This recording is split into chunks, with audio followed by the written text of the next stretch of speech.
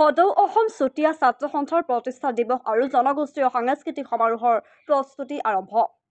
সদৌ অসম চুতীয়া ছাত্ৰ সন্থাৰ 19 সংখ্যক বাৰ্ষিক প্ৰতিষ্ঠা দিৱস আৰু জনগোষ্ঠীয় সাংস্কৃতিক সমাৰোহখনি দুদিনীয়া বৰ্ণিল কাৰ্যসূচীৰে মাজুলীৰ নতুন বজাৰত অনুষ্ঠিত কৰা হৈছে। সদৌ মাজুলী জিলা চুতীয়া ছাত্ৰ সন্থাৰ আতিথ্যত মাজুলীৰ ৰতনপুৰ মেৰী বালিকা উচ্চ মাধ্যমিক বিদ্যালয় প্ৰাংগণত অহা ইংৰাজী 10 আৰু 11 ছেপ্টেম্বৰ তাৰিখে অনুষ্ঠিত কৰা হৈছে। এই উপলক্ষে প্ৰস্তুতি প্ৰায় সম্পূৰ্ণ কৰি তুলিছে জাতীয় সংগঠনটোৱে। প্ৰথম দিনা পুৱা মূল তোৰণ মুকলি, পতাকা উত্তোলন, স্মৃতি তৰ্পণ, দেওকুবেৰ পূজা, মঞ্চ মুকলি, সতী সাধিনীৰ প্ৰতিচ্ছবিত মাল্যাৰ্পণ, প্ৰতিযোগিতা উদ্বোধন, জনগোষ্ঠীৰ কৃষ্টি আৰু গীত পৰিৱেশন কৰিব। দ্বিতীয় দিনা জনগোষ্ঠীৰ সাংস্কৃতিক শোভাযাত্ৰা, বিভিন্ন জাতি জনগোষ্ঠীৰ কৃষ্টি সাংস্কৃতিক প্ৰদৰ্শন, মুকলি সভা, মুখপাত্ৰ উদ্বোধন, বঁটা বিতৰণী অনুষ্ঠান অনুষ্ঠিত কৰাৰ লগতে কেইবাগৰাকী মন্ত্ৰী, বিধায়ক তথা জাতি জনজাতিৰ শীৰ্ষ দায়িত্বত থকা ব্যক্তি উপস্থিত থাকিব। ৰাতিলৈ জনপ্ৰিয় কণ্ঠশিল্পী প্ৰিয়ংকা ভৰালীয়ে সাংস্কৃতিক অনুষ্ঠানত গীত পৰিৱেশন কৰিব। দুয়োটা দিনতে চুতীয়া জনগোষ্ঠীৰ লগতে সকলো ৰাইজৰ উপস্থিতি কামনা কৰিছে আয়োজক সমিতিয়ে।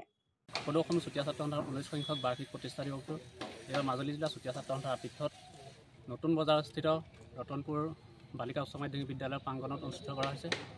এই অনুষ্ঠানটো 10 আৰু 11 ছেপ্টেম্বৰত দুদিনীয়া কাৰ্যসূচীৰে পালন কৰা হৈছে। এই কাৰ্যসূচীত বিভিন্ন জাতি জনগোষ্ঠী বৰ্ণ নিৰ্বিশেষে এই মাজুলীৰ অতিথিপৰায়ণ মাজুলী সত্ৰনগৰী মাজুলীৰ ৰাইজে আৰু অসমৰ বিভিন্ন প্ৰান্তৰ পৰা অহা ৰাইজে এই অনুষ্ঠানভাগি সফলভাৱে ৰূপায়ণ কৰিব আৰু 11 ছেপ্টেম্বৰ দিনা বাৰেৰহণীয়া বিভিন্ন জাতি বৰ্ণ ধৰ্ম নিৰ্বিশেষে এই বাৰেৰহণীয়া সাংস্কৃতিক শোভাযাত্ৰা অনুষ্ঠান আয়োজন কৰা হৈছে। এই শোভাযাত্ৰাত বিভিন্ন দলে অংশগ্ৰহণ কৰিবহি আৰু ৰাতিলৈ জনপ্ৰিয় গায়িকা প্ৰিয়ংকা ভৰালীৰ গীতৰ শৰাই আছে। সেই গীতৰ শৰাইটো সকলো ৰাইজৰ উপস্থিতি কামনা কৰিছোঁ। চুতীয়া ছাত্ৰ সন্থাৰ 19 সংখ্যক কেন্দ্ৰীয় প্ৰতিষ্ঠা দিৱসখনি আমি এইবাৰ সদৌ মাজুলী জিলা চুতীয়া ছাত্ৰ সন্থাৰ আতিথ্যত নতুন বজাৰ যি ৰতনপুৰ মেৰী উচ্চ মাধ্যমিক বিদ্যালয় প্ৰাংগণত আমি দুদিনীয়া কাৰ্যসূচী অহা 10 আৰু 11 তাৰিখে আমি অনুষ্ঠিত কৰিছোঁ। ইতিমধ্যে আপোনালোকে প্ৰস্তুতি দেখিছে। প্ৰস্তুতি প্ৰায় কৰি এই মাজুলীবাসীক আমি এই অধিৱেশনস্থলীলৈ আমি নিমন্ত্ৰণ জনাইছোঁ। আমাৰ 10 তাৰিখে পুৱা 8 বজাত আমি মূল তোৰণ উন্মোচন আছে। তাৰপিছতে আমাৰ পতাকা উত্তোলন হ'ব, স্মৃতি তৰ্পণ হ'ব আৰু বিয়লি ভাগলৈ আমাৰ ছাত্ৰ ছাত্ৰীসকলক লৈ পিনি আমি কিছুমান প্ৰতিযোগিতা ৰাখিছোঁ আৰু ৰাতি ইয়াৰে লোকেল শিল্পীসকলৰ দ্বাৰা আমাৰ কৃষ্টি প্ৰদৰ্শন হ'ব আৰু 11 তাৰিখে পুৱা 10 বজাত বিভিন্ন জাতি জনগোষ্ঠীক লৈ পিনি এক সমন্বয় বাৰ্তা যাব। আমি সাংস্কৃতিক শোভাযাত্ৰা ৰাখিছোঁ। এই সাংস্কৃতিক শোভাযাত্ৰাত অসমৰ প্ৰতিটো জাতি জনগোষ্ঠীয়ে হাতে হাত ধৰি আগুৱাব।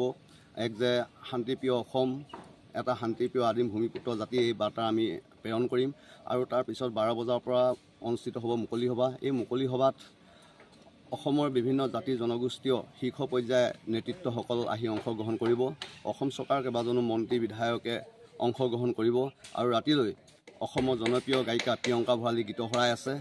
আমি ভাবিম এই অধিৱেশনখনত মাজুলী সকলো ধৰণৰ ৰাইজে ইয়াত সহযোগিতা আগবঢ়াব আৰু যাতে আমি এটা ভাল ইয়াৰ পৰা বাৰ্তা প্ৰেৰণ কৰিব পাৰোঁ, তাৰ কাৰণে আমি সমূহ মাজুলীবাসী ৰাইজৰ সহায় সহযোগিতা আৰু অংশগ্ৰহণ আমি কামনা কৰিছোঁ।